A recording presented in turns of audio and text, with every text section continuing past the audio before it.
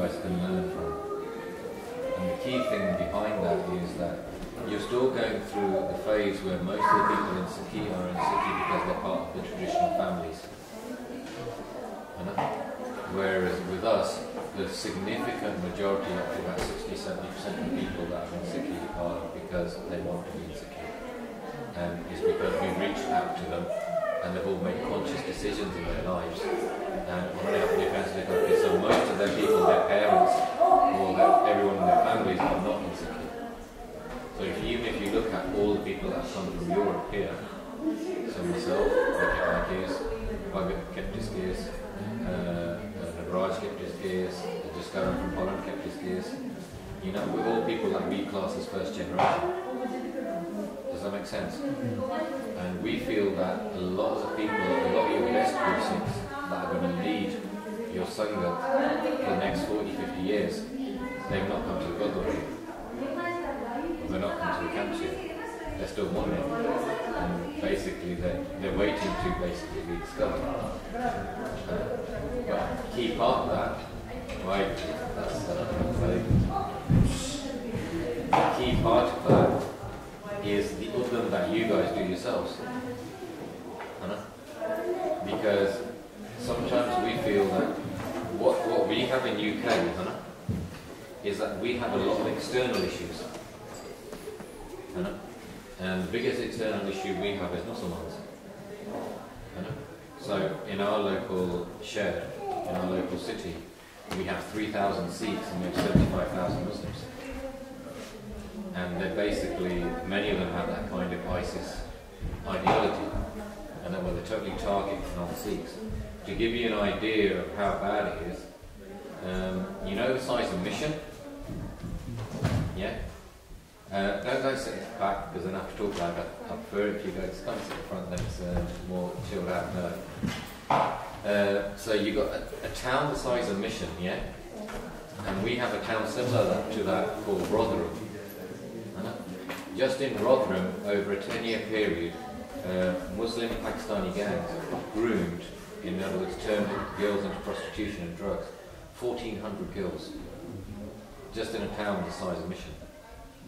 So forget Surrey, Abbotsford, and all this other stuff. So we're talking, forget Manchester, Birmingham, London, where we know it's been going on for decades. Because even I spoke to the British government, wrote reports on it, and I was talking about that time when we went to Armenia, where we basically had a big debate with Muslim leaders. So they done that to 1,400 Gauria in such a small town. So you can see over the years how they targeted Sikh girls, they targeted Hindu girls, they targeted Jewish girls. So this is something that we have to deal with on a day-to-day basis. Because everywhere you walk in your life, just like if you're living in Surrey, you're surrounded by Punjabis, yeah, everywhere our children walk in a day-to-day life, they're surrounded by Muslims. Yeah, they're school teachers, the taxi drivers, the ice cream sellers, all these other people, the taxi drivers, they're employers at work. And many of these people have this strict ideology where they think that if they don't, they can do anything they want in their lives. As long as they convert someone, then they're going to go to Jannah. And so their sole aim is to convert as many people as possible. So that's where we're under pressure. As a result, because we have these external factors, we have a lot of unity internally. And what we feel, what we see here is, you guys, the impression we have, and you guys can correct me if I'm wrong, is that you guys have a Sukhi kind of life, and so as a result you don't have external problems, and therefore you spend most of your time fighting internally. Because human nature is where people do argue, they do have glares, etc. And sometimes I don't think you guys realise how good you've got it, and maybe if you improved it and brought that internal iqdar a lot more, you'd realise you'd actually be in a lot better place. Does that make sense? Yeah? Now, a key part of that is Benji. I'm just wondering, like, the leaders of these Muslim communities, do they stand for what these people are doing? They're out of control. When we had that debate with 21 leaders, they said we can't control it. Okay. But they're not, are they trying to do something about it? Like, they get massive government funding, which they all have their lifestyles based on it. The leaders do. They're still not doing anything about it. Because one of the things I was talking to some of the parties that were talking to me in the thing, they goes, why is the Sikh community in UK such a good reputation? And it's quite easy, because the Sikh community in UK is known national office. We collect statistics. Number one, how many statistics? Do you know your statistics about your community here? No, you don't. See, that's part of the problem. So we know the amount of people in our community that got diabetes. We know the amount of people in our community that got heart disease. We can do health checks in Goldaway. We do blood donation camps. We basically know how many people in our society go to university. We know how many people are in various fields of healthcare, medicine, law, etc. We know all this. So we can design our community to make it more successful using statistics. Statistics is power in the political environment. You have to understand that. So statistics is very important. The second thing is we know that we are the most successful ethnic minority in the UK. We've overtaken the Jewish community. And you probably have here as well, but you haven't got statistics on it. Because I'm sure in Vancouver, Punjabis own more property and probably have greater salary levels than probably a lot of Jewish people do here as well. But you don't have these statistics. The second thing is that we are the most educated ethnic minority in the UK. So out of all the subgroups, and we've got, I think it's about 150 of them from various parts of the world, Sikhs are the most successful educationally and successful in business. The Muslim community has the highest rates of criminal activity, fraud, drugs, prostitution, etc. So they have a very negative image. So when you're going for the top jobs in the city, some people are surprised here. I know when I worked in the city, if you wore a Damadla or you wore a Girski, you got a better chance of getting a job. So that shows the respect that we have. You go to top, I mentioned the other day where I was talking about the BB that works in Goldman Sachs, director, and actually helps us in the Sikh Council UK. And then other things, you've got groups like Ernst & Young, top firms, they've got Sikh societies in there. And we regularly do Vichanam. So it's not just in your local Gurdwara or your universities, we do it in top companies where we've got Sikhs and we basically talk to them about Sikh projects and stuff like that. So we doing all of these things. The key thing is that I think that people from BC can learn from us is how to communicate. Which you might think is odd thing for me to say. And the reason I say is how to communicate is that a lot of people have been coming to your Vancouver smartgums and stuff like that for many years, but they never come back. Whereas what you find is a lot of people come to UK smartgums and they constantly say about coming back. They come to UK camps, come once. And we'll go to Toronto smartgums. I've been to that 6 times. I've been to Vancouver smartgum once. And we feel the urge of coming back. Why? Because it took 4 days for someone even to say something to us. First time we came here. Guys, just not friendly. And Ben, you've been to a UK camp, and that UK camp, 75% of the people haven't been to a camp before. But you notice how friendly people are? Much more friendly than here, and it's my 4th year here. Yeah. So you understand, there's an issue there. And the first part of solving an issue is realising what the issue is. Do you agree? So we fundamentally think that, basically, people are coming from abroad, they're coming to see what Sikhs are like here, and if you just ignore them, you think they're ever going to come back to you. No.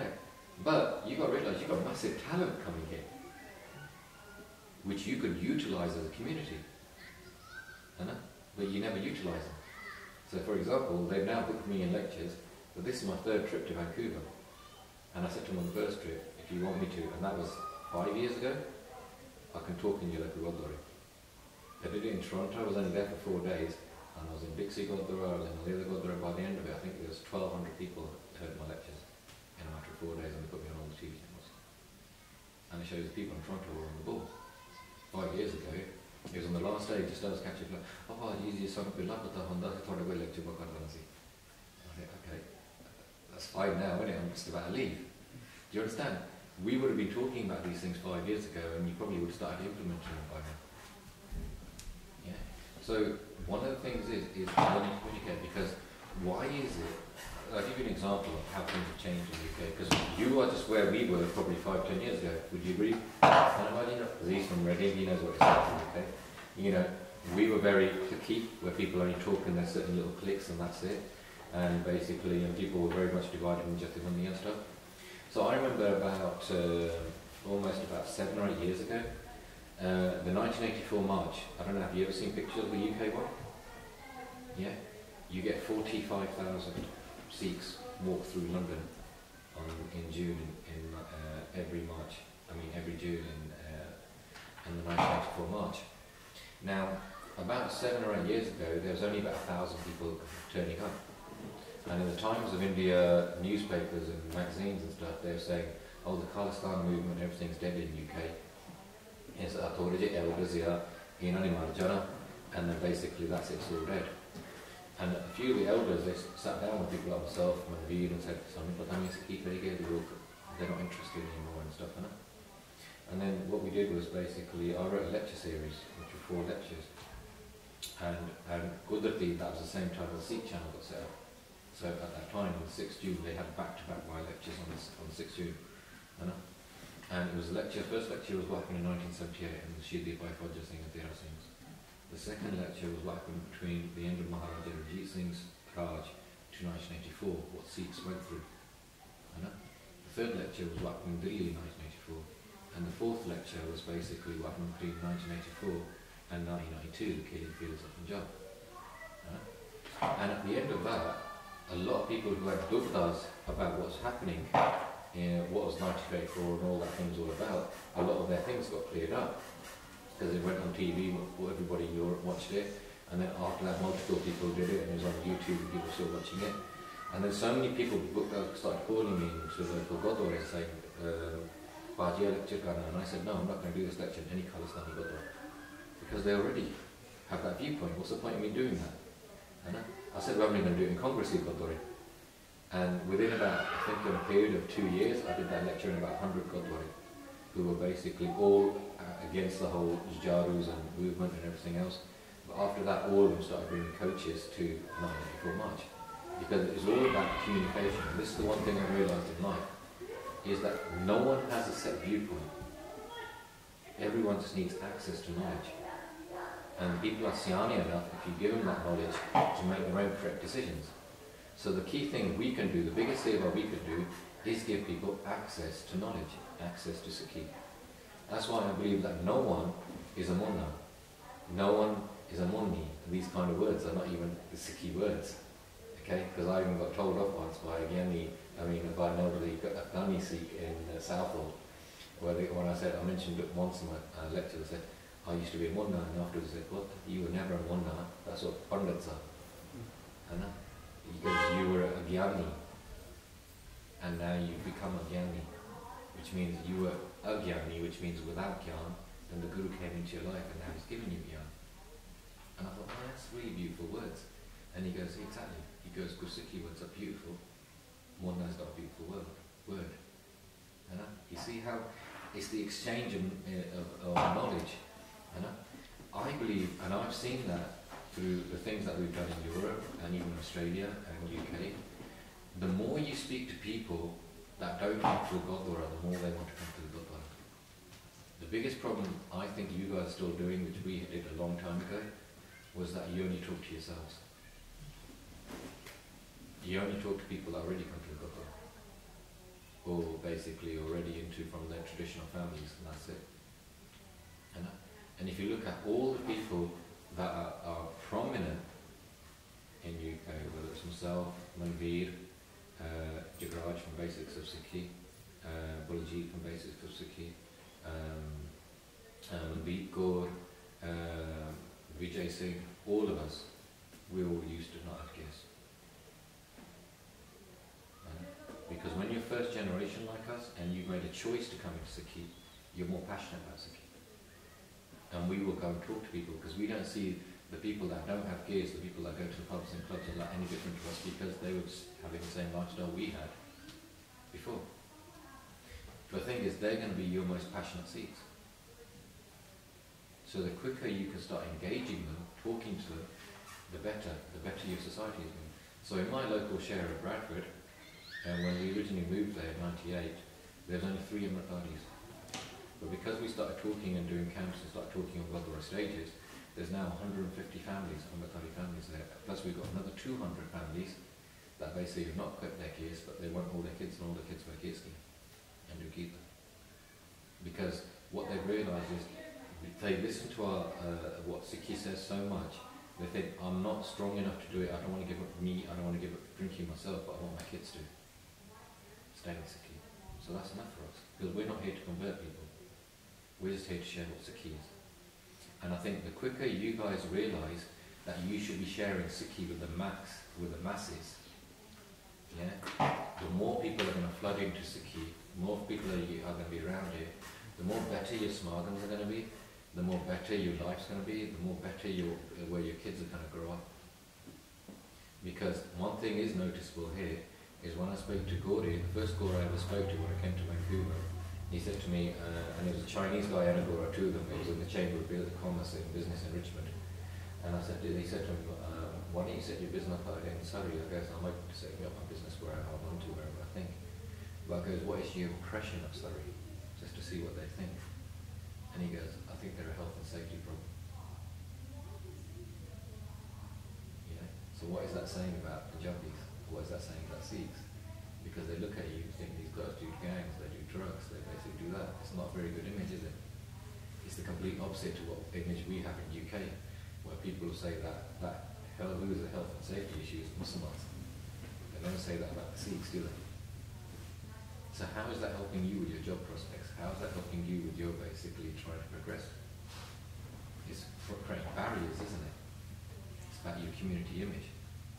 In the 1980s, I was involved in a group called Share Punjab. This was before I came to Sikhi, and it was a gang. But the sole purpose of that gang was basically not to allow anyone in our community to sell drugs to our kids in our community. So it was all Munde, who were all Nishkar. No one knew who we were, none of us had kids, none of us knew anything about Sikhi. But if anyone sold any drugs to any of our children, any of our schools or universities or anything, they just used to go and batter them. And that's what Share Punjab was about. And then we look at Vancouver, and it's the Uppany all selling drugs to the Uppany, and the Gurdwaras involved, and then 100 Monday get shot. And who's the person that your kids, when they grow up, who do they all know about? It's Bindi Johan. Even we've heard of him over there, and we think, what a plank. Yeah? And you guys, and you speak to, and I speak to kids here, and you speak to them, you mention Bindi Johan, and they all say, oh yeah, we know who he is. And you ask them, someone like Bhai Singh, isn't that one? Who's Bhai Singh? And that's worrying. And what's happening in UK, when we were growing up, everyone used to look up to the gangsters or everything, because in them days everyone looked up to who the Share Punjab was. Because a lot of the children, when they grow up, they look at who's got the best cars, who's got the best jobs, who's got the best lifestyles. And then what's actually happening there is because so many people come to Sikhi, then the other key thing that we do, which I think you guys need to start doing, is that we give careers advice to young people. Yeah, that is very, very important. So in my ilaka, when I came there, and all the youth, like Minda's now just got married at Vancouver Smog, and all these other coolies and everyone's around here. And I said to them, what are you guys doing? What are you guys do? I talk to all children like that, so you know what you're going to do when you grow up. I think it's important to have these discussions. And they all said to me, want to get into IT. And I said to them, don't do IT.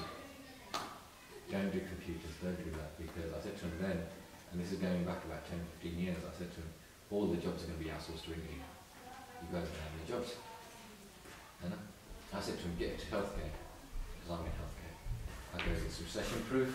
I go, you could basically always be in work. And you think,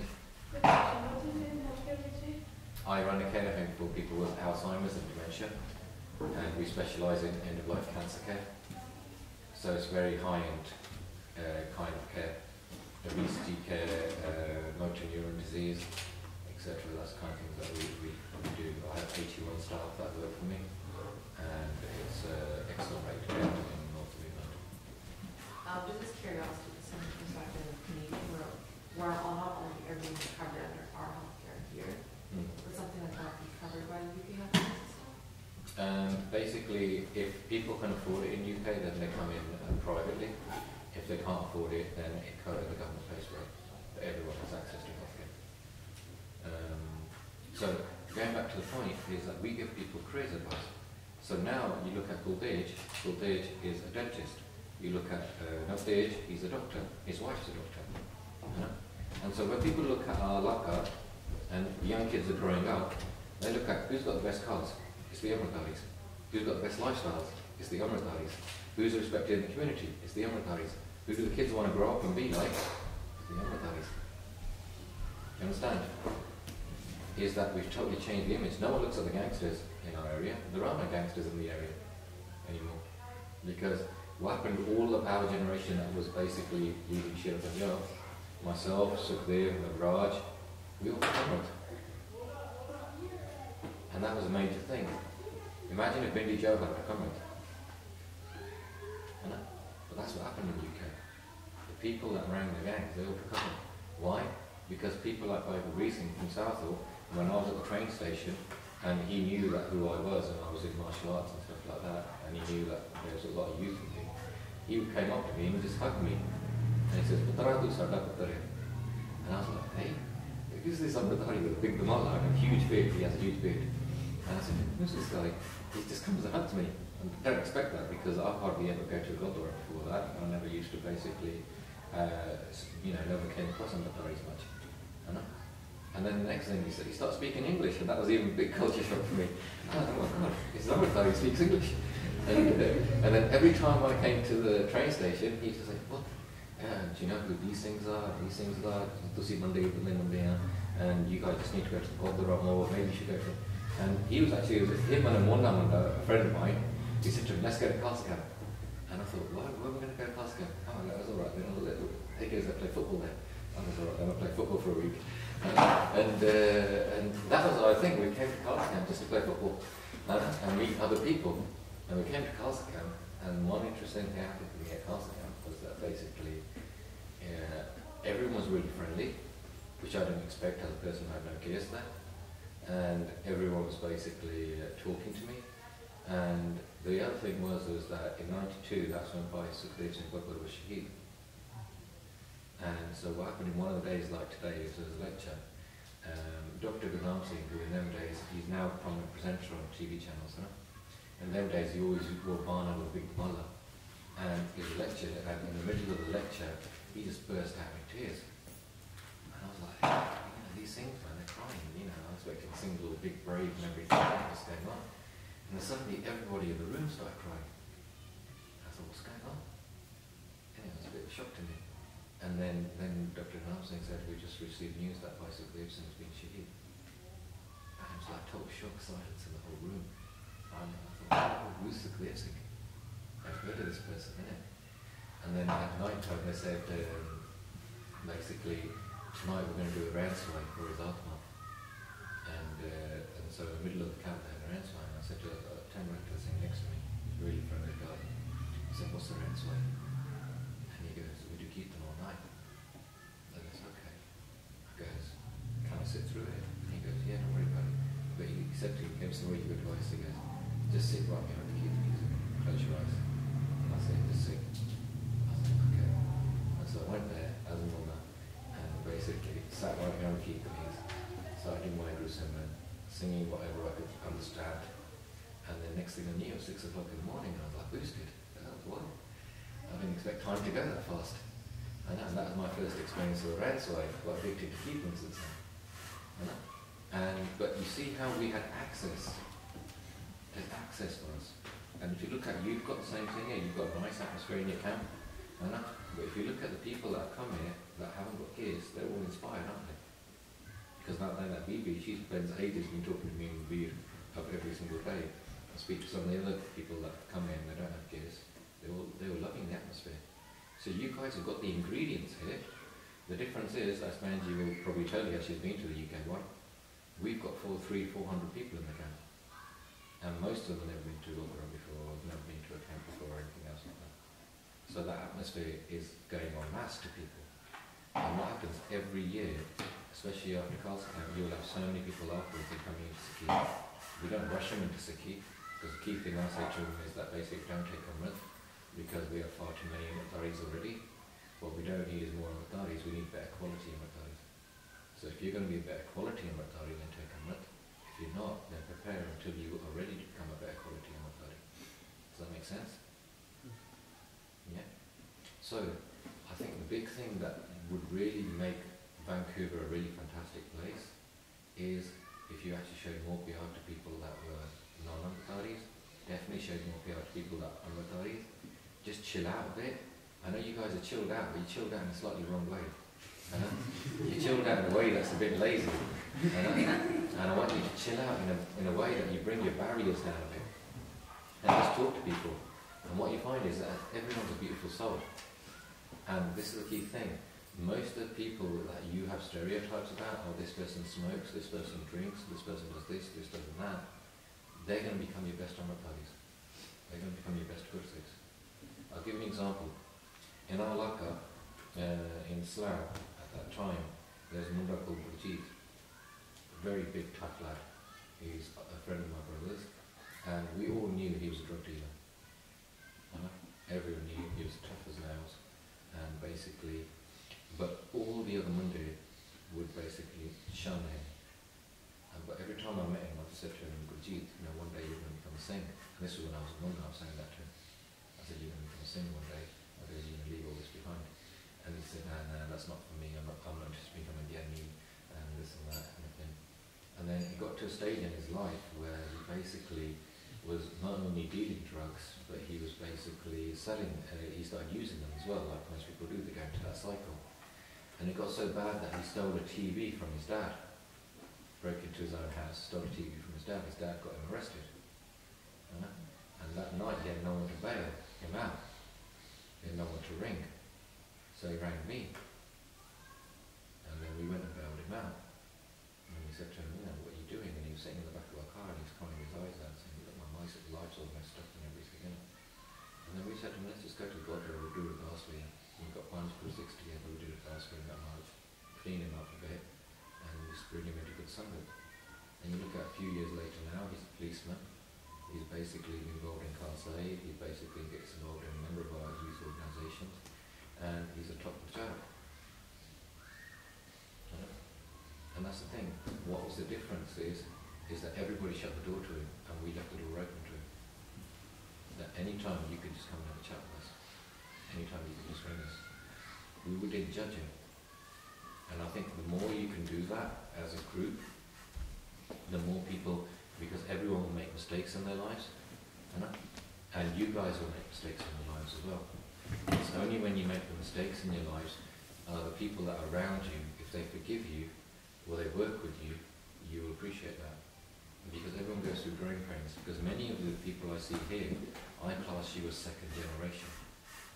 If you don't understand what I mean by that, what it means is that it probably wasn't yourselves that made a conscious decision that you're going to be in Sikhi.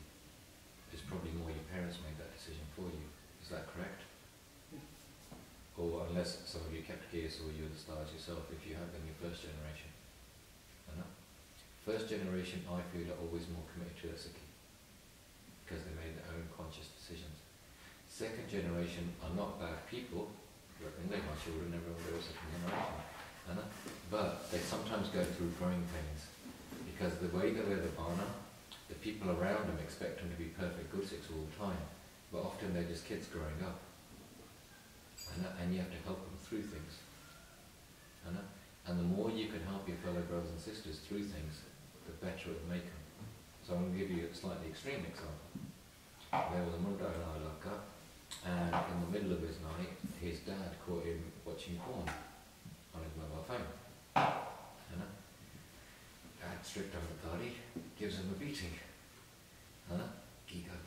Then he goes, give me 2 Singhs that you really respect. Yeah? And he wrote 2 names down. He goes, you're going to ring them right now and tell them what you did. That's what he said to him.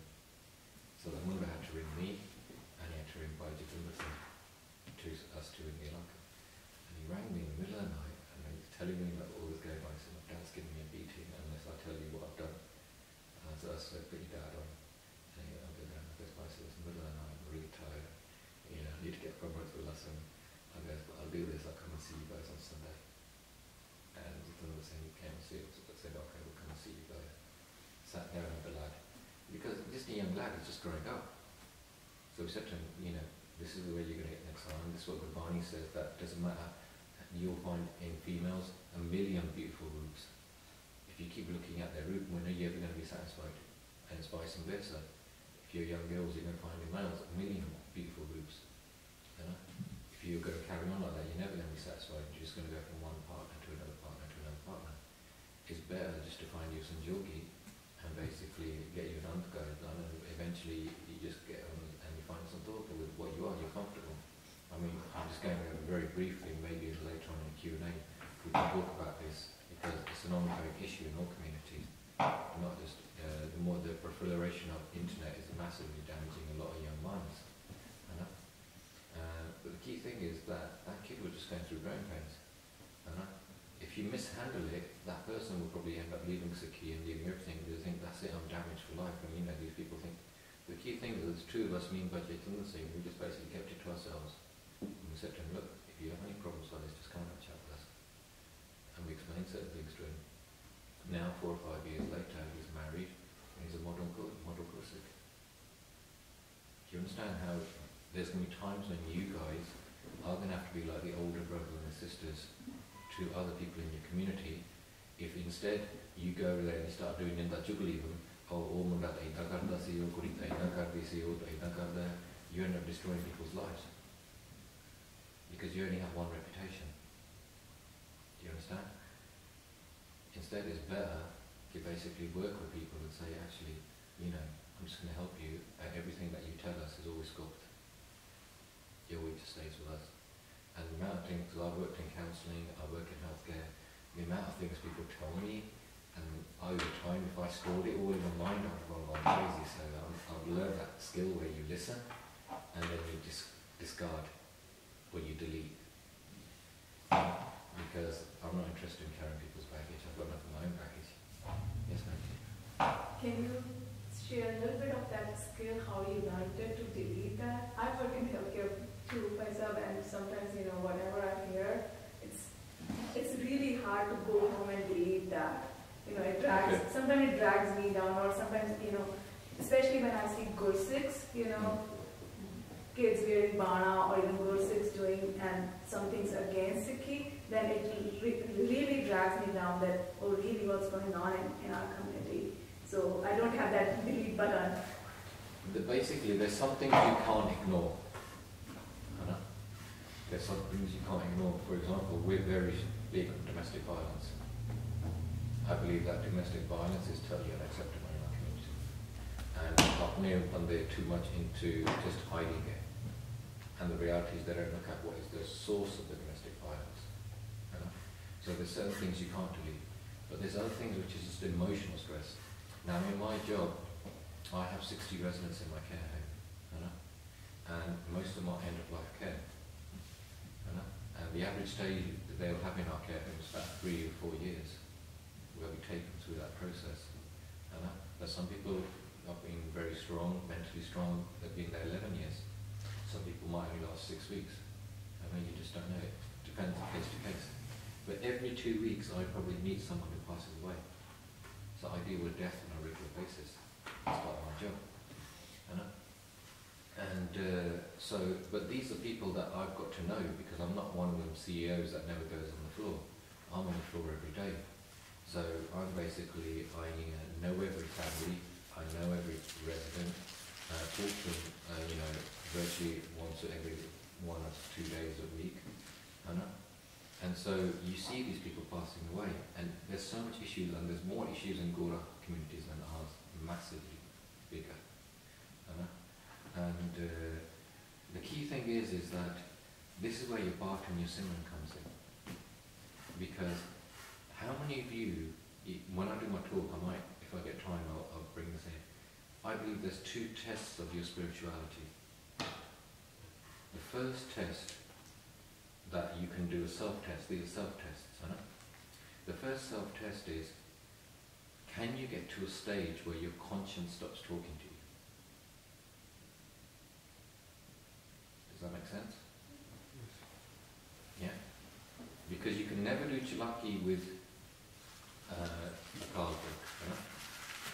And you can try and do chalaki with yourself, and some people convince themselves that they've done chalaki with themselves. You know? But you can't do chalaki with your subconscious, because you don't control your subconscious. Your subconscious controls you. Does that make sense? Yeah?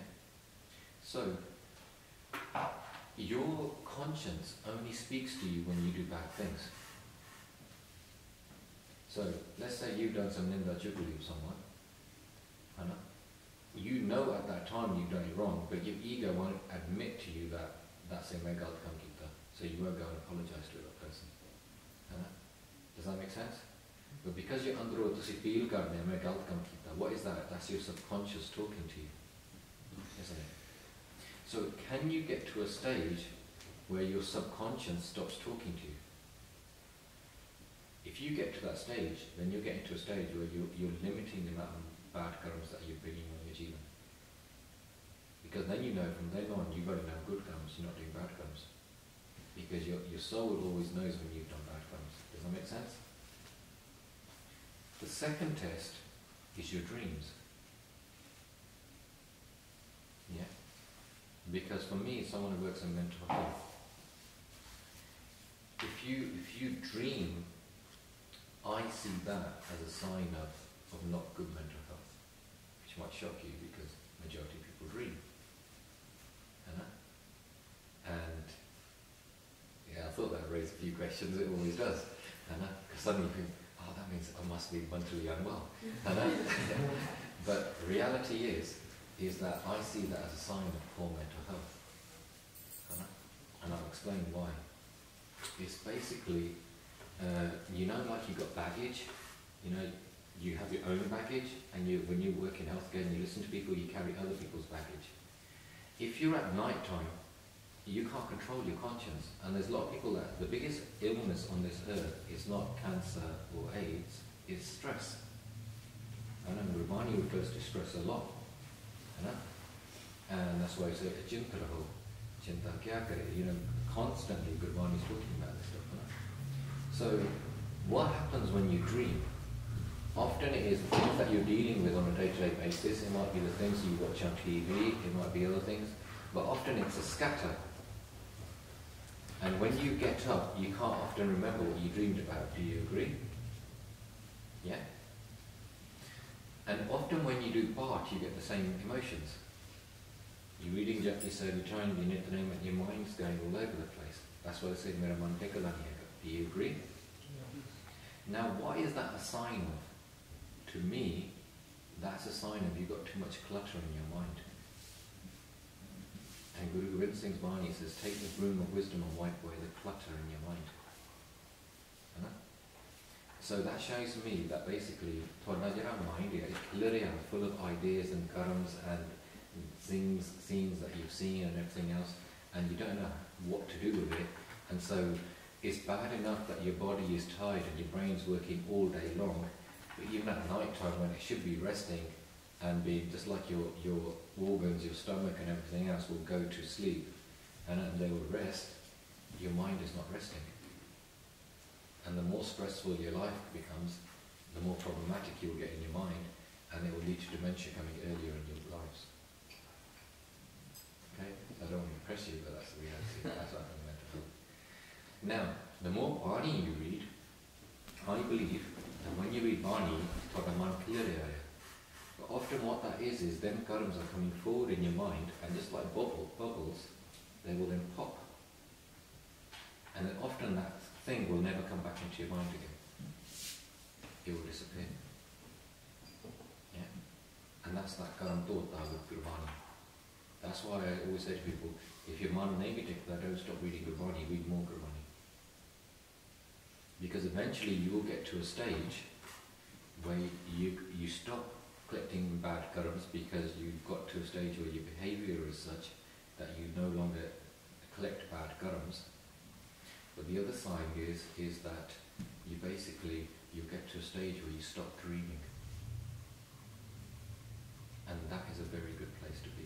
That's why people say something, and you'll only get that when you're sukhi and when you're content and you learn to delete things that come into your daily routine.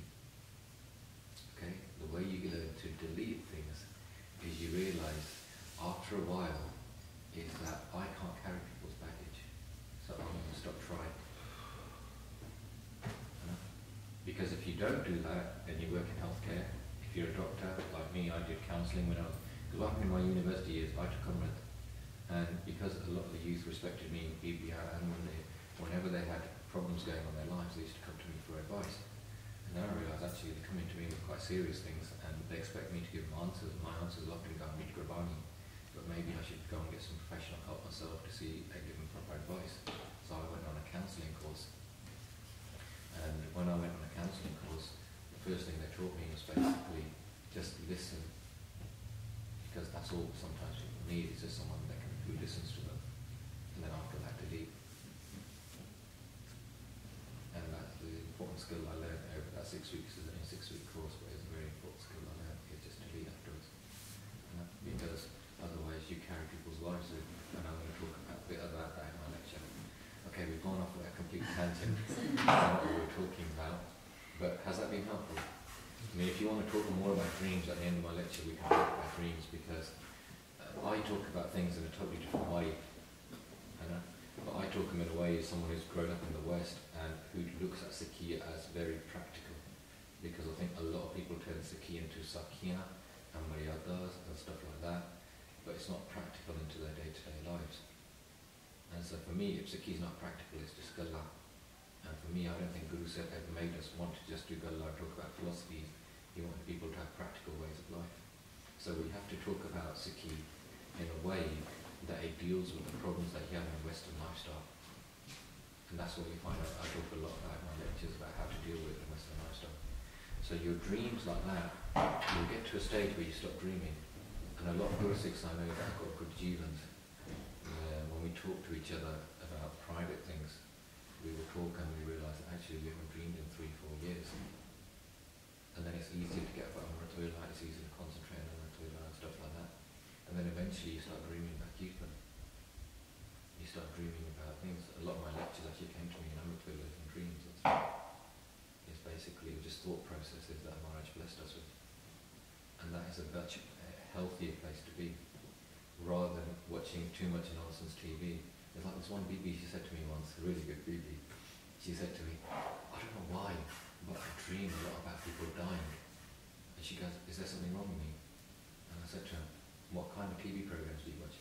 Oh, I watch NCIS, and I watch this, and I watch that, and I watch this, and this, and I like these things about serial killers and this and that. I goes, well, that's what you dream about it. Because you're inputting so much of horror and nonsense into your mind absorbs it like a sponge, and then it's fixated by it. Whereas actually, if you absorb your mind with food for your soul, which is Gurbani, Kirtan, Seva, and you absorb your mind with beautiful things, then all that stays in your mind becomes a beautiful place. Does that make sense? Okay, yes, ma'am. For movies, I have like cousins that are not good sick, and they usually want to hang out with me. They say, let's go and watch a movie at night, like late at night at home. So what are we supposed to do in that situation? Like, do we say no? Because if we say no, we're kind of creating a distance, or do we say yes? The difference between me and myself is I'm a very confident person. I don't allow anyone to change me, I change other people. That's just the way I've always been. Because I believe there's two types of people on this earth. There's people that watch things happen, and people that make things happen. And from a young age, my dad said to me, you always got to be the people that make things happen. Never watch things happen. So I hang out with my friends, but it's on my terms. if that makes sense. I'm a bit of a dominating person like that. But what I believe is that I don't restrict. So with my nephews and my things, if they want to go out and watch the movies, I'm not a big movie fan myself. I watch documentaries more, but that's just because I love knowledge. But if they want to go and watch movies, I believe that you can do anything you want as long as it's in balance. As long as you have balance with what you're doing. Because often if you restrict young people from doing some things, they want to do it more because the curiosity comes in. So I think it's better to get it out of their system. So like my kids, they play Xbox. But I restrict them to only half an hour a day. And then it'll get to a time where if I said to them you can't play Xbox, when they go to their cousins and their friends, they want to play more Xbox. And it'll make them more curious. So I let it just get out of the system after a few years, and they'll give it up and start going back and doing more part and good money. So you've got to allow people to get things out of their system. But going back to the thing I was originally talking to you about is how I think you can improve Vancouver Sangat, because I think if you do put these small things in place in Vancouver Sangat, I think you'll find a lot of people around the world who want to move here. a lot of people are not happy in UK because of Muslims and other things, but no one's leaving UK. The reason no one's leaving, apart from these two people at the back, who we're probably going to get back in about a year's time, is the reason no one's leaving UK is because of the quality of the Sangha. You have to speak to anyone that says UK is the best Sangha in the world. But you've got to realise that Sangha wasn't there 10 years ago. That Sangha got created. That Sangha got created because we went out and we talked to people. We went out and talked to other stages, we talked in universities, we talked to, we've got street prachar where you just talk to the average Joe in the street. But we constantly talk to people about Sikhi. And the one big thing that I saw last time I came here is that some people are just totally westernized, and there's other people that are totally, you have very few people in the middle. We have a lot of people in the middle. We call them trim Singhs. Where you basically, they have the style, but they trim their dadi in it. They're sort of in the middle. They're not totally westernized, but they're not totally like, here's where you have a lot of people that have full gears, and you might wear the star and everything else. And then you've got the people that can't even have a Punjabi name, that we call Tim and Tom and John and Joe. Whereas in UK, no one has an English name. We take the mickey out of Gori left, right, and centre. We feel sorry for them. We talk about how they don't know how to cook, how their food's all bland, and how their names have no meaning. And it's an average joke we used to have in school. What does Dick mean? And it was like, where'd you get these names from? and it was like, and they used to say, oh, you guys, because the first generation they gave a hard time, and we were second generation, we were more cocky and confident. And they used to say, oh, your names have meaning, your names are really interesting, your food is really interesting, because they all want to be like us. Or they want to mix like us.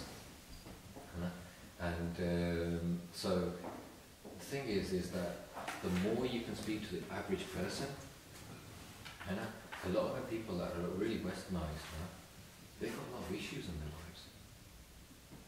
Because they've got money, but money doesn't bring you sukh. And you've got something that can give them sukh, which is access to Gurbani. And what you find is once they learn about that, they run. Because the world is getting less and less religious, but it's getting more interested in spirituality.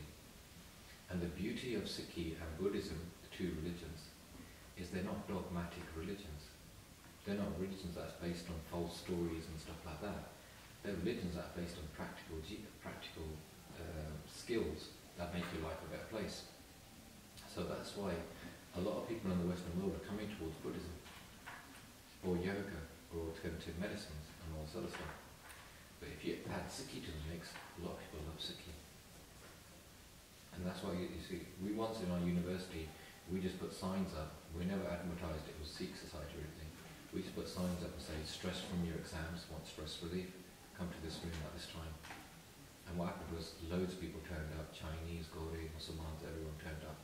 And what it was there, it was just sitting with a Wajah just doing my Buddhism. And all these Gori, they said, oh yeah man, you guys like your peace man, we love it. And they used to sit there and used to do Wahai Buddhism, and we used to give them DVDs of Bhai Jagjit Srinagar Wala Simran, and it was like free, you could take them. And all these Gori members started listening to Wahai Buddhism in the morning. Do you see how people want that? But it's about being confident enough to give them that kind of access to it. Because for some reason, I don't know why, you're like we were about 10 years ago, it's like you're embarrassed to talk about Sikhi, or you're embarrassed to talk to people. And it's like here, it's like Bhagat said the other day, when I was talking about Indabasa and Mata taking, people are embarrassed to come forward. We don't have that anymore. Our embarrassment is more that, we just are who we are. Just take it or leave it, that's it. And the quicker you can become like that, the better quality. Alright, I've done a lot of talking now. Do you agree with the things I'm saying, or do you disagree with things I'm saying? Yes, ma'am. I can make a quick comment. I'm new to Vancouver area. I felt the same. People are, very in their own space. What I have felt is, a lot of the young kids are basically doing this because they are being put down in some respect by their own peers or by the elders. Oh no, you can't talk to anybody. Oh no, if you talk to somebody, it's gonna look bad. Those kind of notions. And that's why a lot of young kids are basically shutting down on their own selves. That's what I feel. When I first came to Vancouver, and everyone's sort of shocked about how big your houses are. Because for us, it can take us a whole lifetime to buy a house that big, because they'll be in the millions. and then one Guru Sikh says to me, he goes, "Eithe are na ਜਿਹੜੇ ਬੰਦੇ ਆ ਇਹਨਾਂ ਦੇ ਘਰ ਵੱਡੇ ਆ ਪਰ ਘਰਾਂ ਵਿੱਚ ਕੁਆਚੇ ਆ ਹਨਾ ਸਾਡੇ ਘਰ ਛੋਟੇ ਆ ਪਰ ਸਾਰੇ ਗੁਆਂਢੀਆਂ ਨਾਲ ਗੱਲਾਂ ਕਰਦੇ ਆ." Doesn't you know what that means? Is that our houses are small, but we have a society of a community. We talk to each other. You guys are lost in your houses; they're too big. I don't know what it is that you guys don't like gardens. You have to build your house to the edge of your boundary. It's like, what's with that? It's like, the problem with having a bigger house is that you have to clean more. I like the view saying, I just came a week ago to Surrey, and I went to the Gurdwara. There's a rent spy right at the school, Khalsa school. And I was with a friend of mine who's also Gursikh, and she knew the people there, right? So everybody was coming and saying hello to her, and I was just standing there awkwardly. Nobody even bothered to say, hello or hi. It was just so awkward over there. So it took me a year to know, people they don't come to you. Yeah. You have to go to them. It took me a year to know And people. the problem is when you go to them, they think there's something wrong with you. Yeah. Yes. They're very So quickly. you guys recognise there's this issue, isn't there? This is an issue. Yes, I ma'am. just came, it's a guy Chorus United, it's a guy, Yeah, it's BBS like fans. also come for girls, and other girls are like, yo man, like, you're going there? And then, like, one friend was like, yo man, I would love to go, but she's like, I don't know anybody. Yeah. And it's just like, it's a fear if you don't know anybody, or like, you're like, I don't But know. the thing is, people go to university and don't know anyone. Yeah, we don't. But by the end of the year, you know everybody. Yeah. And that's the thing. So you see, you've all had the same experience as I had when I first went to Vancouver this morning, where I was there for 4 days and no one spoke to us. Yeah? And we were like, Canadians are weird. And you go to the UK Smogo, and you just walk through the door and you've probably got a couple of people hugged you already and said where you're from and, want to know all about you and stuff. So become hospitable. And that's a very easy thing to change, isn't it? Because all it takes is 1, 2 of you to become like that, and everyone else starts becoming like that. And they drop all their barriers. So that's something that's very easy for you to change, isn't it? And so going on to the next point, which we were talking about, is that once you become like that with all your arm sangat, in terms of your Amritdhari Gursikh sangat, start doing that with the mainstream sangat. Because you've got to realise, Amritdharis, if you've got 300,000 people in Surrey, Amritdhari is probably about 5-10% of that. So the other 90% of it are Munne, for people that are not come to the Gurdwara, but they're special people. Do you agree? And if like this Bhai with reason came up to me and just hugged me, and it gave me a culture shock, if people start talking to them, it was very interesting on my second trip. I took my kids to the park in Surrey and had a swimming pool, and there's loads of people playing football and everything, and I said to them, "Come and play football with you guys," and we started playing football, and then Mahavi, being the kind of person he is, he goes and makes everyone his best friend, and he went and started talking to these Babbe, and then Mahavi suddenly got lost, and we were looking for Mahavi, and we were spending half an hour looking for Mahavi, wondering where he got. And the Babbe said to him, "What's the Gonya?" And he goes, "I'm Pandit Singh Bahadur."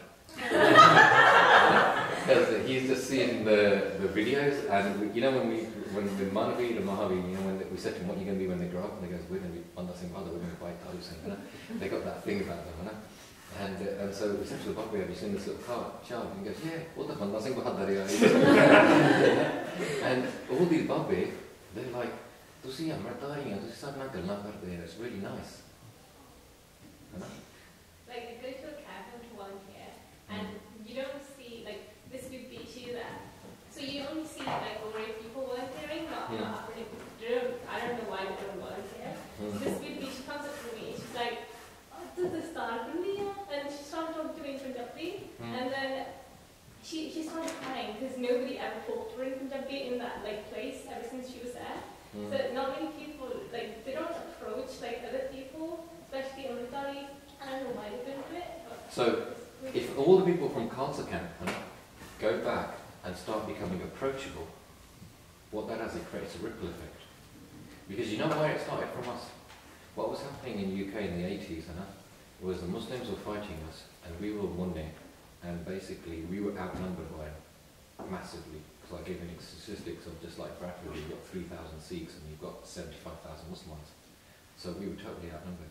So what we started doing was, in their guys, you used to have this thing called cut eyes. If someone looked at you, they used to give you these cut eyes, and you're like, who are you talking to me and stuff. And it's we like going on the stage and say, don't give people cut eyes. Basically, if you ever see someone with a gara, mundakuri, Always go up and say, how you doing? And we started doing that in the 80s. And what that actually created in our community was that everyone started talking to each other. So it didn't matter if you're Amritari or Munna or anything else. It was like, don't worry man, you're one of us. If any Muslim gives you any hassle, you come and tell us. It was that kind of thing. But you see how it broke down barriers, and everyone, all the young kids who were getting bullied suddenly realised, actually, I've got a load of big brothers, I'm not related to them, they will look out for me. And it was that kind of atmosphere. And so you see how it started off in the 80s, but by now, everyone's together. What you start now, in about 4 or 5 years' time, people will come into your Vancouver smile and say, yeah, the people are really friendly in Vancouver, I want to move here. Not that they were saying, oh, the song is just like UK song. And that's a very easy thing for you to change, but it takes all of you to consciously do that. To have the confidence to go up to someone. If you look at me, we've come here, I've never met any of you guys before, but we'll talk to you. My kids will come and talk to you. And that's a nice way to live, isn't it? Where you basically, you just have to be out with everyone, isn't it? You ever thought Bhai Jima? Haven't you ever lucky enough to meet Bhai Jima Singh? Yeah. The thing with Bhai Jima Singh, he just made everyone melt in front of him. He has such a beautiful personality. So that's what kind of thing for me, they were our role models when we were growing up and coming into Sikhi.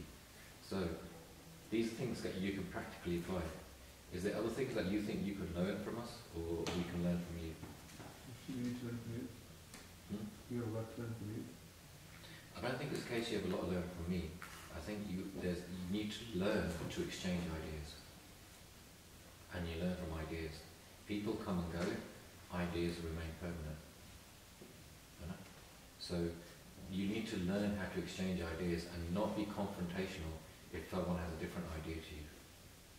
Actually just think, does that idea have merit? Does that swatch have merit? If it does, accept it.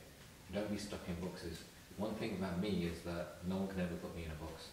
I'm too confident for that. Because I'm not one Jathigandi, I'm not one group, I'm not one town. It's like when I went to that Muslim debate, the Muslims, they said to them, how would you class yourselves? Every single Muslim said, I'm a British Muslim. And I said to them, why you all say that you're British Muslims? And they go, because we're embarrassed about what happens in Syria, we're embarrassed about what happens in Pakistan, even though most of them are Pakistanis. And they said, how do you define yourselves? And I said, I'm just a Sikh. I goes, I'm not British, even though I was born in Britain, but I like what Britain's done for me, but I also don't like the fact that they took our Raj away. So I don't really class myself as British. And I goes, basically I'm a Khalsa, and we do Raj everywhere we go, and we have no geographical boundaries. So wherever we go around the world, we're just going to do Raj. We don't believe in nationalism of any type. But what we do believe in ruling. And that's what we're going to do. We're going to roam, just like lions, and we're going to rule. And they were totally shocked. They didn't expect any kind of answer like that. Similarly, when I was in the Houses of Parliament, it was Basaki. And some Gori are just like so toffs and spoiled, and they're from their private schools, and they basically just come up with the most sarcastic comments possible. And so this guy, Gurai MP, is standing next to me, he goes, so tell me about Basaki. Because I know you guys have beautiful food, and your women always wear beautiful, colourful clothes and stuff like that. And he was talking in such a derogatory kind of manner, and that we Christians have done so much, and what have you guys actually done? So when I was actually doing time on stage, I said to her, I did the speech, and I basically said, I goes that this MP asked me about what Basaki is, and I don't want to be disrespectful to Jesus, but you guys follow Easter because Jesus died and he got resurrected. Yeah, and so for you that is a phenomenal thing, and therefore you hold him up as a prophet. And you think he's a wonderful person, and we respect Jesus because in our culture we refer to him as Isa. And he's a respectful prophet. But what happened with Basaki was, Guru Gobind Singh asked for 5 Sikhs. And one by one all of these Sikhs came forward. All of them died, and all of them got resurrected. So your Jesus is only brother to one of our Panch Pyare, and that is an average Amritari Sikh. And our gurus were far beyond that. and all these Gaudians, suddenly their mouths dropped. What is this lad just said? He just totally dissed Jesus and everything, but because I'd done it in such a PR way, they couldn't disagree with me, and they didn't know what to say. But that's the way we are. We do Raj, we roam. And that's what I want to see with you guys. I want you guys to be ultra confident, but not cocky. Not full of home, but just arm yourself with knowledge. I remember having that conversation with Jagjit when he goes basically about strapline. And another member said, it's all about knowledge. And I said, yeah, arm yourself with knowledge. And now they've got these t-shirts everywhere, and it's arm yourself with knowledge. And that's what we're about. Is have knowledge, share that knowledge, give access to Sukhi to every person you meet. You know, I was a person sitting on the plane here, I was chatting to a Christian guy and a French guy, and by the end of it, they knew a lot about Sukhi. Because we would just talk to them about it. And so we're confident like that, and I want you guys to be confident like that. In my workplace, when I originally was working in the City of London, a lot of them said to me, oh, Christmas party time. Jagjit, you got to come to the Christmas party? And I said to them, actually I'm not, because I'm going to a Ransway that night. And they goes, what's the Ransway?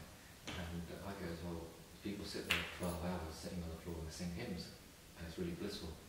And they go, wow, man, you guys sit on the floor for 12 hours, that's like... And so I goes, you guys enjoy your party, I'll let you on the Ransway and we'll see how we are on Monday. So Monday morning comes and they goes, basically, I said, how was your party? And they goes, oh, it was boosting, man, we got drunk, we did this, we did that, and everything. And they go, so basically you got drunk all night on Saturday night, and basically what did you do on Sunday morning? And they goes, yeah, we did loads of odd people. And I goes, yeah, that was a great night, wasn't it? And they goes, well, how was your night? And I goes, basically we went to a Ransway, we did loads of simrans, and basically we meditated, we chilled out, and we got spaced out for 12 hours. And I'm still spaced out, it's still with me, all that said. And then at the end of these conversations, and what happens after a while, especially when I left that job to set my own business, they all said to me, all these Guru, they all said to me, Jagjit, we would love to be like you. We would love not to eat meat, we would love not to drink, we would love not to do drugs, we would love not to have that, we would love to have a better quality family life, because they all knew my family as well. But some of them said, I just can't do it, but I want to do it. But the thing that left with me was that at least they have a lot of respect for our lifestyle. Because why do you think you are in Vancouver? Have you ever thought about that? Why are you in Vancouver? Because you could have been anywhere. You could have been in Melbourne, you could have been in Paris, you could be sitting in the same banks. Couldn't you? But why are you in Vancouver? Because someone in your family did a dance in Maharaj. They did a dance in Maharaj. In a koi badhiya future de lo, in a baar vi sal wale. Maharaj listened to that dance, and maybe your parents came out here. And then your parents did another dance, Maharaj, mere job de do. Maharaj gave them that, listen to that dance. And then they did another dance, gave mere parvar, mere bache, mere gajan. And Maharaj listened to that dance. And then he did another dance, or she did another dance, saying that, Maharaj, inna prala kaado badhiya insaan ban juge. And Maharaj did that dance. So everything that Maharaj, a person did a dance for, was all come true. But don't you think that sometimes you should go to Maharaj and say, Maharaj, maybe I should give you some time. And then people start thinking, yeah, and then what happened with Maharaj? And that's what's happened. Maharaj is now gone every part of the world. But the key thing is, if you guys come here and you do exactly the same thing that people in Vancouver have been doing for the last 200-300 years, then what difference does it make? Makes no difference. If you're doing the same shrubba, you're doing the same BC weed, you're doing the same all the other stuff that they do, you look the same, you talk the same, you have the same name, there's no fuck, there's no reason for Maharaj to send you there. But if you come here and you build such pristine jivans, that all the Gore here, forget about the Punjabis, I'm just talking to you to communicate with Punjabis and other Amritaris, but the Gore here start thinking, these Sikhs, man, they've got beautiful lives, they're beautiful souls, I want to be like that. Because that's the stage we're now getting into UK. we already talk to Apni community, and all that most of our Apni community, regardless of whether they follow Sikhi or not, they have the basic knowledge of Sikhi and the basic respect for Sikhs. But now we're getting to the average Gauri, and the average Gauri are now turning around and saying, look, there's 200 food banks around the Sikhs. When the flood problems we had in London, who were there first? It was the Sikhs. And they're looking at who's the best educated, who's everything, it's the Sikhs. So the armed Gauri now, so we set up Khalsa school in Coventry, Seva School Academy is called. It's so oversubscribed, there's Chinese people, Gauri people want their kids in that school rather than going to their local schools. We have a quota where you have to have 20% of non-Sikh children in your school if it's government funded, but there's about 40-50% of people want to send their kids to that school. You go to a Muslim school down the road, no one wants to go there. They struggle to make their quota. Why? People want their kids. So we've got a Chinese kid that does a class in the morning. I know. And you speak to his parents, he goes, Sikhs are just beautiful people. I'm happy for my child to grow up with them. That's the thing. So the more you show people what beautiful souls you are, the more they want to become like you. Okay? So you see how I want you to have a bigger vision. Not just about us in terms of we go to the occasional landslide. It's like in California. I went to California, we did a camp. 400 kids there knew the city. At the end of it, so many families wanted to come into Sikhi. All these kids were totally inspired. So I said to him, look, if you want to learn more about Sikhi, go to this person, this person, this person, and put a list of all these Sikhs that I knew from California. And you know what Sangha said to me? I said, we don't know who these are. So I went and spoke to them afterwards, and he goes, how come no one knows who you are? And they goes, the problem is all the other guys just go to the Ranside and they actually come home, they don't go to the Godward for something. Then how are you going to get other people to come into Sikhi if you don't mix with them? You see, people are hungry for Sikhi, but they're not seeing Sikhs.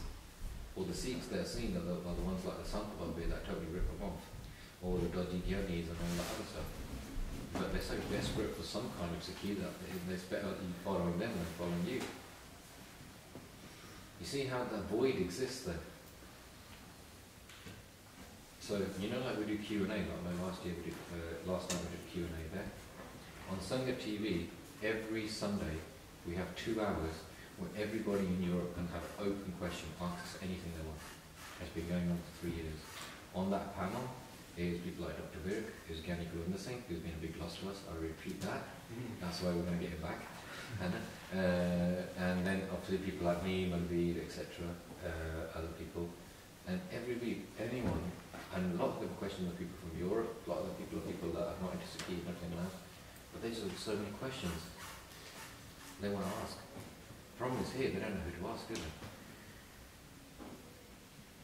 So, has that been helpful?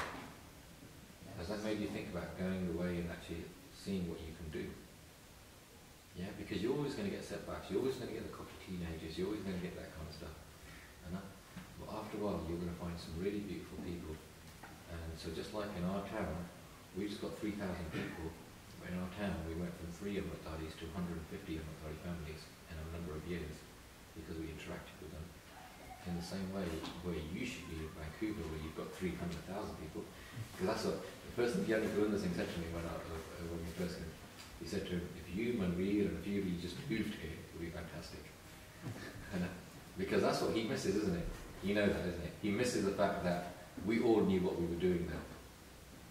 But that didn't happen automatically, it became like that. And if you all know what you're doing here, you know your roles. Your roles is not just about making your jivan pristine, because if all you do that, then you're just a bunch of Buddhists. This is where I disagree with Buddhists. That's why when I was a woman I didn't become a Buddhist. Is because 2 reasons. Only males can become Buddhists, and I thought that was not very gender equality. Because you'll only see male Buddhist monks, you won't see female ones. They believe that female has to be reincarnated as a male to reach Sati Nirvana. The second one, which is the biggest reason I disagreed with, was that they believe you run away from the world. Whereas Guru Nanak Dev Ji said, no, you don't run away from the world, you solve the problems of the world. That's why he said, Baba Ved Rogiyanda. Yeah? Which basically means that Guru Nanak Dev Ji was the doctor, physician for all the world's problems. Does that make sense? Okay, so I've done a lot of talking now.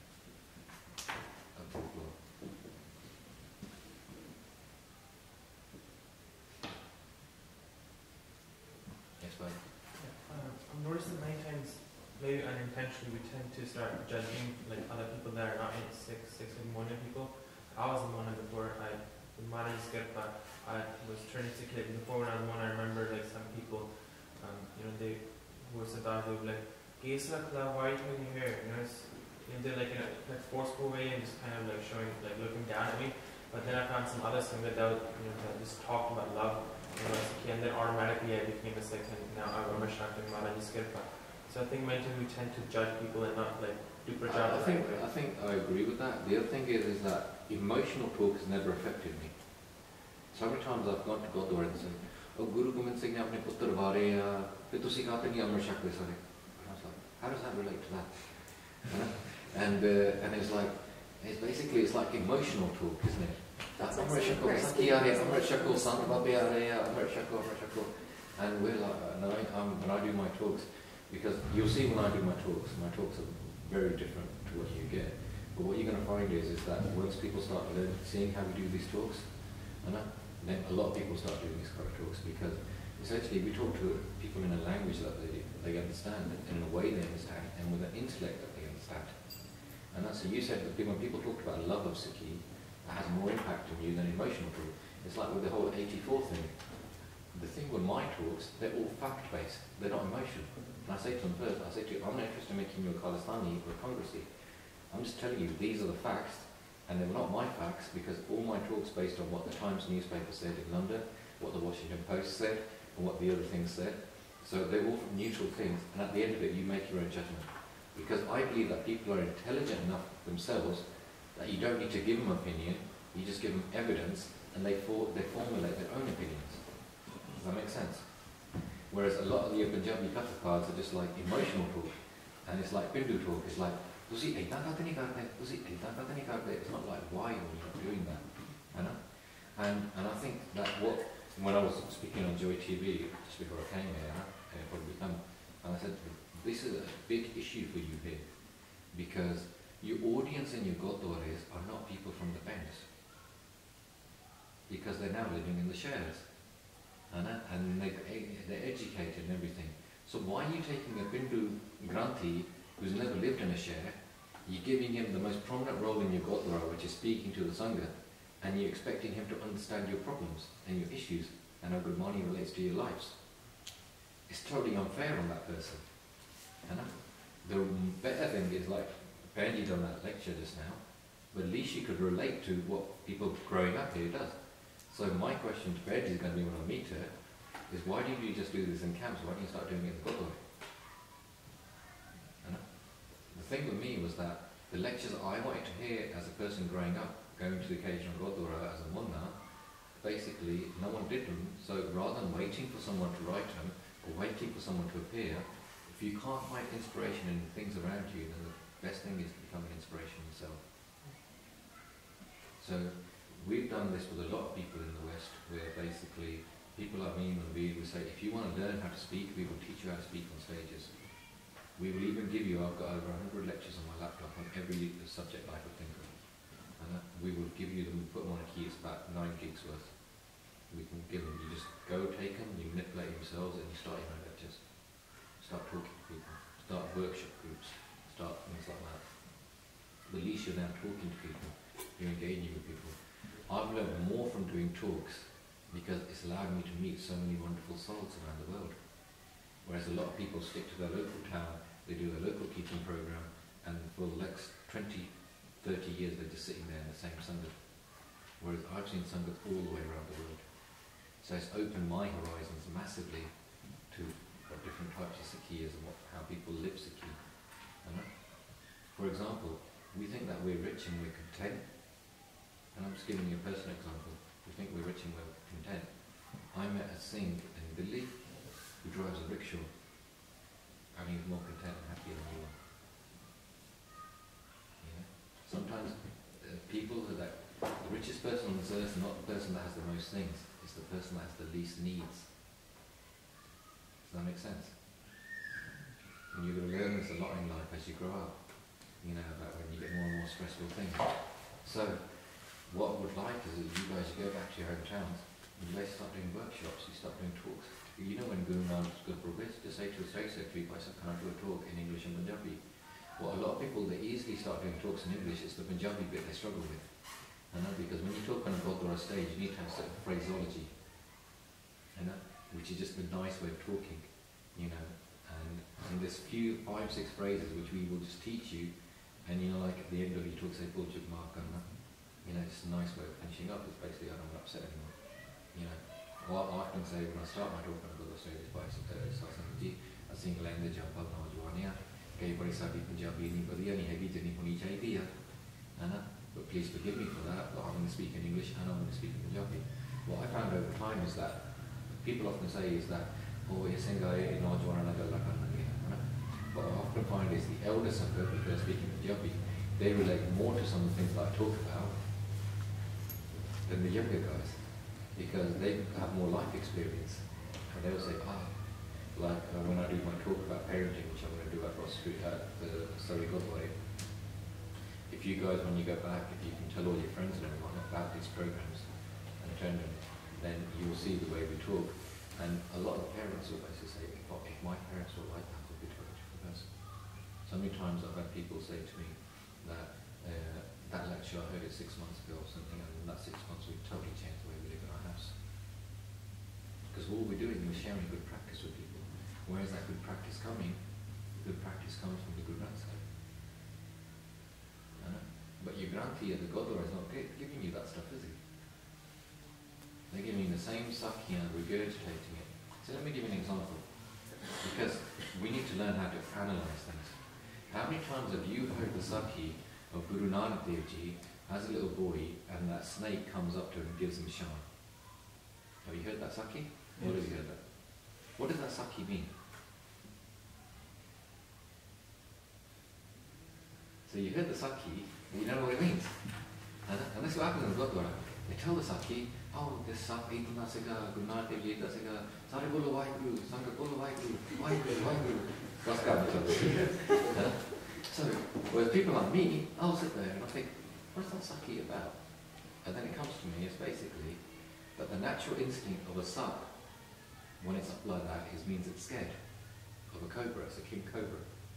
It stands like that when it's darya. And its natural way of protecting itself is for it to bite. Do you agree? And in the same way, as human beings, our natural instinct is Kam, Krodha, Lobha, Moha, Kara. Yeah?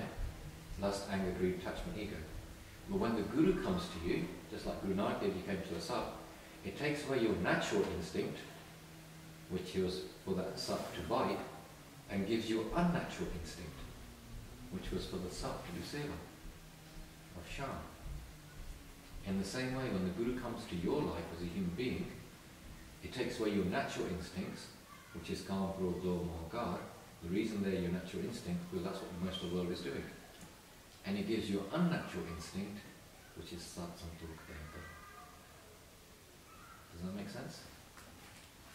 So if we took to the extra bit and just analysed that sakhi a bit more, and said that on the Gurdwara stage, more sanghas will actually go away with a better message. And the message is that basically bring the Guru in your life, and your life will become a better place. Does that make sense? But the Granthi is not going to do that. You guys are going to do that. But that will make that experience to come to the Gurdwara so much more fulfilling for all them 100 odd families in the Gurdwara. Okay, I think you guys need to go and get some food, or we'll have some breaks and stuff. Is that being helpful? Yes. So when you start thinking outside the box, yeah, social change is never easy, it's always very hard. And that's why when you go to universities and stuff, you will study change. Management, the biggest part of studying management is often how to study change, yeah, and managing change. But you guys can manage change in your communities very easily. So you've already diagnosed the first problem, is to become hospitable, to become friendly. You're all capable of becoming friendly, just go ahead and do it now. But the second thing is basically start being more confident, start talking to people. The small things like this, I can go anywhere in Europe or Australia where everybody knows my family, and I never have to worry about my kids and babysitters. Have you seen that? I've come to this camp and I'm not happy once to think about where's Mahabir, where's Manbir, where's Gordon. Because they naturally become friends with everybody. Have you seen that? So by us coming doing the seva that we do and talking about these things, you see how it's already benefiting my children's generation. Because they're finding pure with so many people.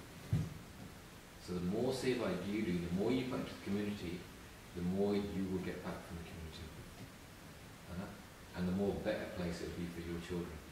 If people had done this 20 years ago, you would have benefited a lot more.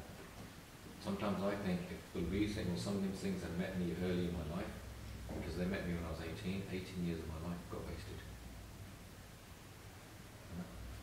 So the more quicker you do this, because I want to see a beautiful place for all our children. Last thing I tell you, because these children have such beautiful sangat all the time, they're achieving a lot more in their bhakti. Who do you think are the most spiritually advanced people in this town? Who do you think they are?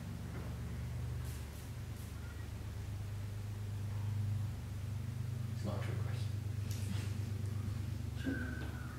It's the children. Because they've had less access to calm, growth, or more car in their lives. So when they do bhakti, they progress a lot quicker than we do. And so the more bhakti they do at a younger age, like Sheikh Fariti did, the more spiritually advanced they get. So by the time your age, they're already done 15, 16, 17 years of bhakti. How many of you done 15, 16, 17 years of bhakti? So the quicker you create that environment for the next generation, the stronger our path becomes, the more spiritual our path becomes, more bhagat.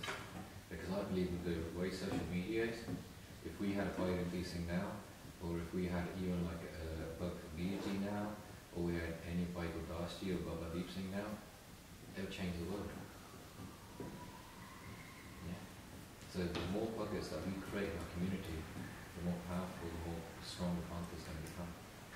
Okay, so create that environment for the next generation. You have to do Uddham to do that. You can't sit at home. You've never learned anything from Call of Duty, apart from how to exercise your thumbs. And you can buy as many suits as you want, they all grow old. So, instead use that time to do Uddham for your community. Okay? Why would you? Walk around, stretch your legs, go and get some drinks, and then you're probably going to come into my lecture. It's going to be the graveyard shift. What everybody's seeing.